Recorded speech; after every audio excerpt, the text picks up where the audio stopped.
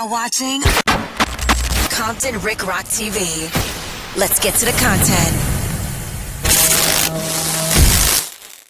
Yo, what up? It's Compton Rick Rock with Compton Rick Rock TV, and we back with the content. But before we get to the content, like, comment, share, and subscribe to the channel. Also hit that notification bell and catch every video when we drop it. Now, we got some new content by Seti Nash. LUCE Cannon's paperwork drop facing mandatory what he didn't say, but he did say in the video it looked like LUCE Cannon have action at coming home either early or beating the case. It seemed like the only evidence that they have that's really doing damage right now is that no jumper incident, which we will get to it. Y'all go ahead and subscribe also to Seti Nash channel.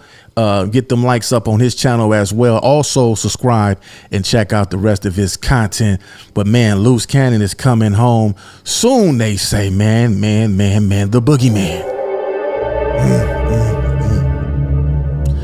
He might be coming home soon.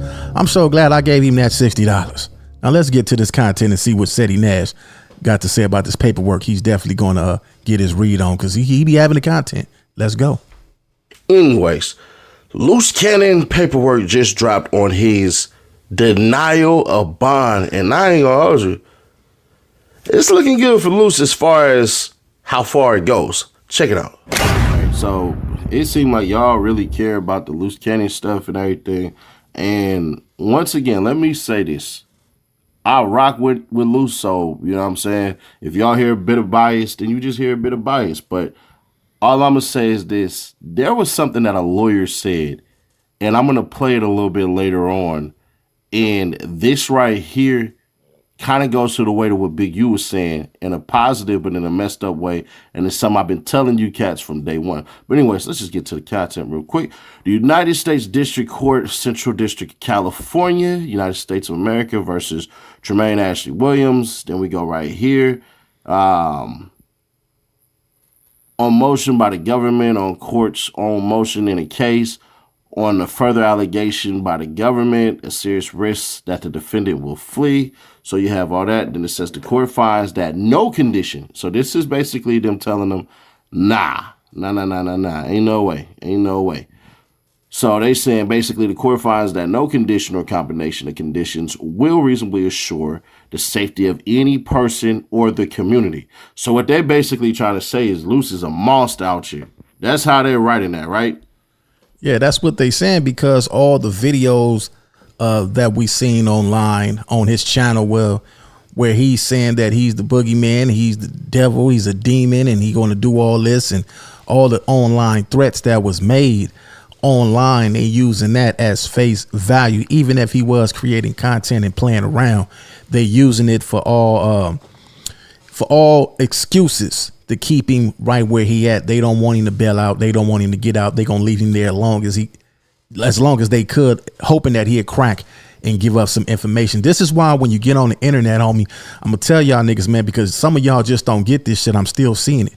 Motherfuckers will bait your ass in, and once you bait it in and you say anything out of the ordinary, you say anything crazy, you done, because they will use it against you the moment that you go and handle your business, or even if something even occur, they gonna use it all. This is why they holding him. It definitely did damage in this case.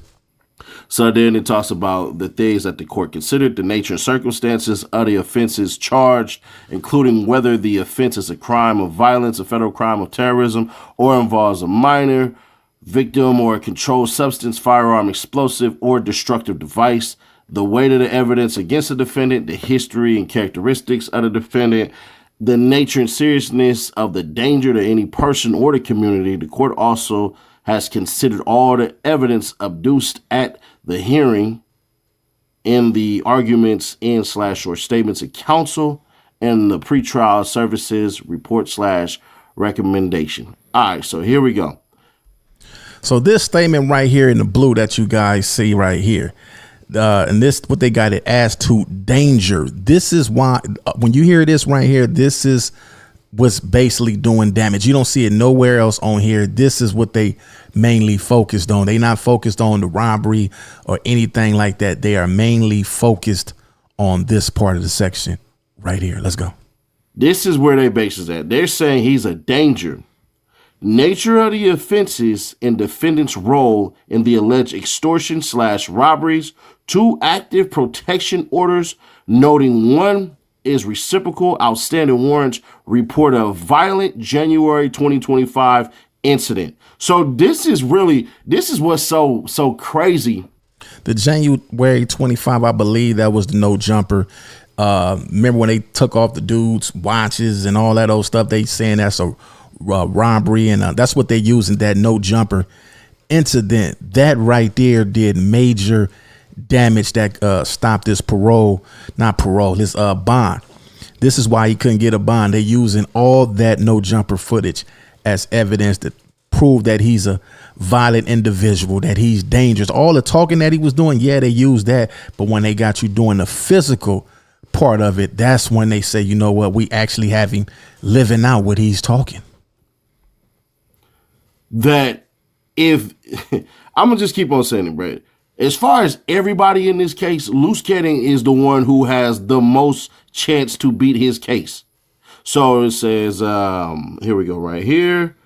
It is therefore ordered that the defendant be detained prior to trial. It is further ordered that the defendant be committed to the custody of the Attorney General for confinement in corrections facilities separate to the extent practicable from persons awaiting a serving sentences or being held in custody pending trial. It is further ordered that the defendant be afforded reasonable opportunity for private consultation with counsel. It is further ordered that on order of a court of the United States or on request of an attorney for the government, the person in charge of the corrections facility in which the defendant is confined deliver the defendant to a United States Marshal for the purpose of an appearance in connection with a court proceeding dated April 9, 2025, but it just became available on Pacer today. So there's that. So as I told y'all while reading the paperwork, Luce basically only got 2 charges. Right. That's it. The one from the stuff in no jumper, which unfortunately is on camera, so he gonna have a hell of a time with that one as long as. Yeah, I done seen some of this already. So what he's about to say is, yeah, the no jumper tape. But if I can remember, y'all leave y'all comments in the comment section if y'all agree. But I think that video was blurry.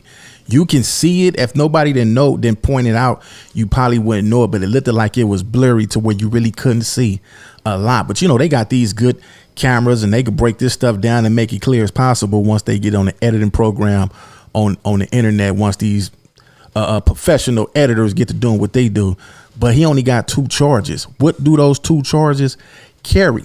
If they don't carry that much time, you might as well go ahead and just plead out, get him a little deal and get it over with, because what they trying to do is they trying to see if he gonna crack. If he crack, then they gonna get him. They gonna get him to try to turn over. They want him to turn on you. So if he just go ahead like, man, what I'm looking at, what how much time I'm looking at, let's go ahead and run that, get this over with. 5 years, we can knock that on out. But if not, man, they trying to get them dudes to turn over. As long as it's kind of difficult, bro. I ain't gonna hold you. Hopefully that footage is grainy. I gotta go back and look at it real quick, because if that footage is grainy, it's gonna be hard for the feds to basically say that's him. In a state that's as liberal as California, he'll be looking all right in that, as far as them not saying that's that, right? So then we take it a step further to the other stuff, which essentially is the guy who they're saying was an FBI informant that was giving freaking Big U payments. So that's really the hardest part. Now, I'm just fairly certain, bruh, that they're going to say, hey, man, work with us. I'm 100% certain that they're going to. That's definitely what they trying to do. That's definitely what they want. They got the main guy. They got him. And the only way he might got action, he going to have to let a whole lot of information that he know out. And it still ain't going to serve you no justice. They going to still hit him with some time. He might not get a light sentence, but at his age, he might not even make it. Even if they gave him a dub right now, man, he'd be damn if he get out at 70 something years old. But they definitely trying to get the other two guys, whoever else they got to the term. I think Loose Cannon and Brick is the only ones that's still up in there. I'm not even sure if Brick is even a part of this case. You look at Loose Cannon and say, hey, buddy, listen, just tell us Big U put you up to this. We'll cut you a deal. You probably do. I don't know what his points is. That's the only problem I'm having right now is I don't know what Loose Cannon's points is from when he went to the penitentiary.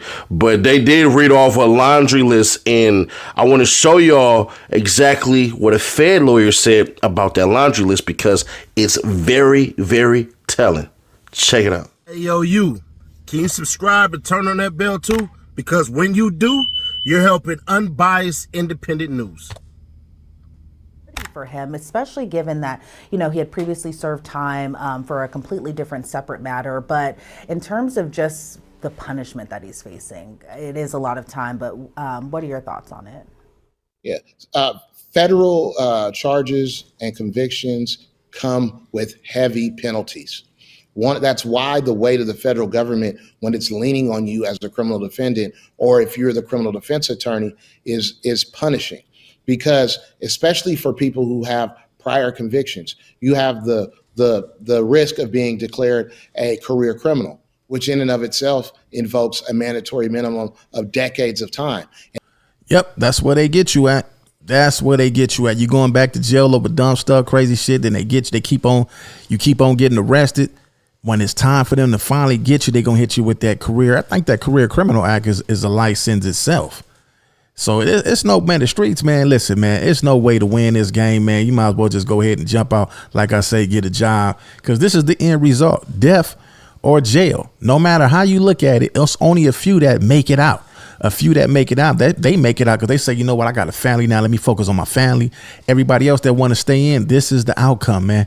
Life in prison or death.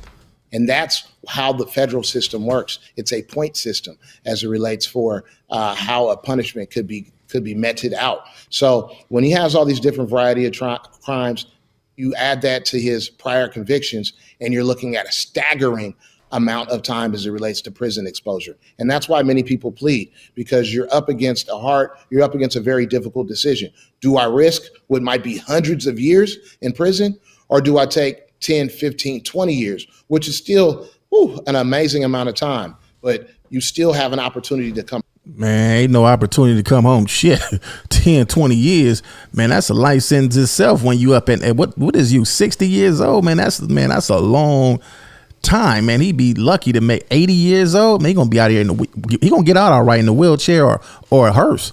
That's the only way gonna get out, man.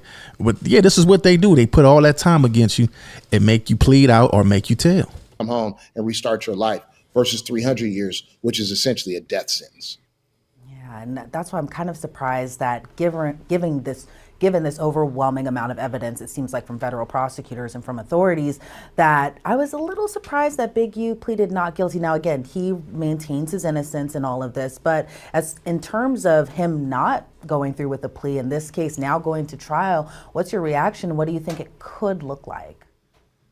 Well, he's going to have amount of time to review the federal government's evidence against him and try to challenge it and then mount his own defense. At some point in time, as you mentioned, he will have to make the decision. Am I going to try to make a deal or accept an offer, or will I have to go to trial? Those are going to be heavy concerns and considerations for him to think through, because as we discussed, he's looking at an inordinate amount of time, and the federal government will give you that time. Yeah. There's no question. So this will be a very difficult decision. And I think primarily it'll weigh upon the witnesses coming to court and cooperating.